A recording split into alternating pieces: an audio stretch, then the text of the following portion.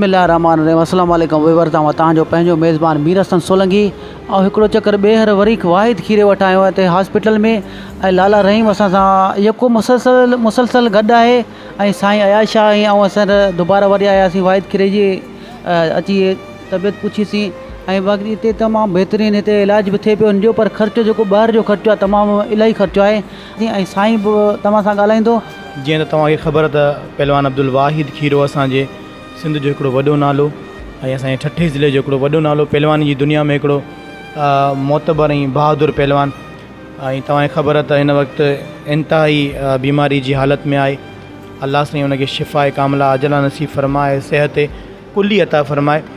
ॻाल्हि इहा आहे त आउं लाला रहीम खे सलाम पेश करियां थो, ख़राज तहसीन पेश करियां थो, जंहिं दोस्तीअ खे निभायो आहे, जंहिं इंसानियत खे निभायो आहे, जेको मुसलसल अब्दुल वाहिद खीरे सां गॾु तक़रीबन आउं सम्झां थो 10 ॾींहं थी विया आहिनि।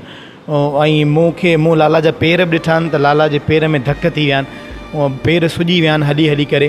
पर इहे बि लाला जा वॾियूं महिनतूं ऐं कुर्ब आहिनि। इहे मोहबतूं लाला जूं, इहे महिनतूं विसारण खां वधीक आहिनि। बाक़ी सिंध जा जेतिरा बि दोस्त असांखे हींअर ॿुधण वारा आहिनि, सिंध ॾे पर ॾे जेका बि दोस्त ॿुधण वारा आहिनि, साफ़ी बिरादरी आहे, जिन दोस्तनि हेल्प कई आहे उन्हनि जो त असीं सभिनीनि खां पहिरीं शुक्रिया अदा करियूं था।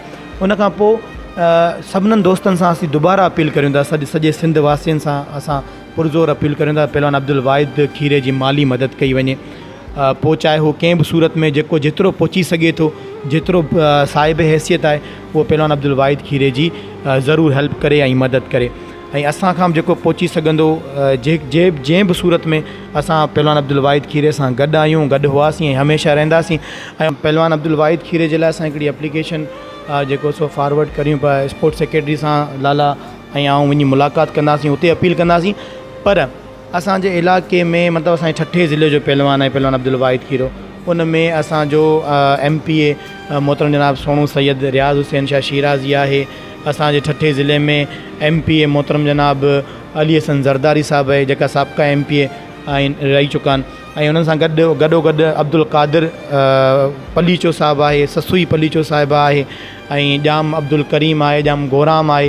इहे जेकियूं बि शख़्सियतूं आहिनि, मोहतरम जनाब हमीद पंवर साहिबु आहे, इहे जेतिरियूं मोहतरम शख़्सियतूं आहिनि, उन्हनि सभिनीनि सां मुंहिंजी गुज़ारिश आहे त हिन पहलवान ठठे ज़िले जो नालो पूरे पाकिस्तान में रोशन कयो आहे।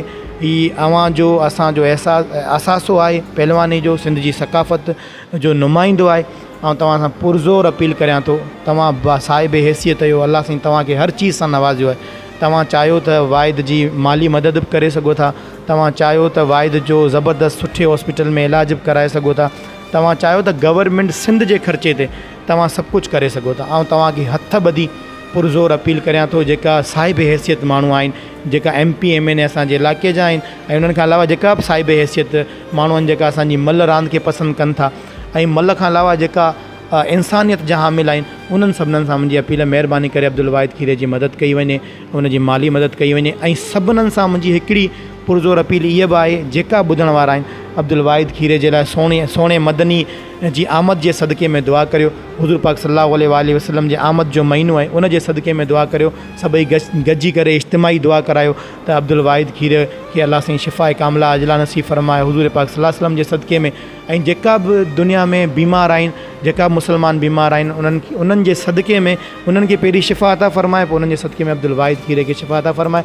मीर हसन सोलंकी जूं वॾियूं महिरबानियूं, जिन दोस्तनि हेल्प कई आहे, असां उन्हनि खे हथ ॿधी उन्हनि जी महिरबानी अदा कंदासीं। अल्लाह साईं तव्हांखे करोड़ों इज़तनि सां नवाज़े, अल्लाह करे तव्हां वसंदा रहो, अल्लाह साईं तव्हांखे अहिड़ी बीमारियुनि खां बचाए, हमेशह ख़ुशो खुरम हुजो। वॾियूं महिरबानियूं लख लाइक़, मौला साईं सलामत रखे।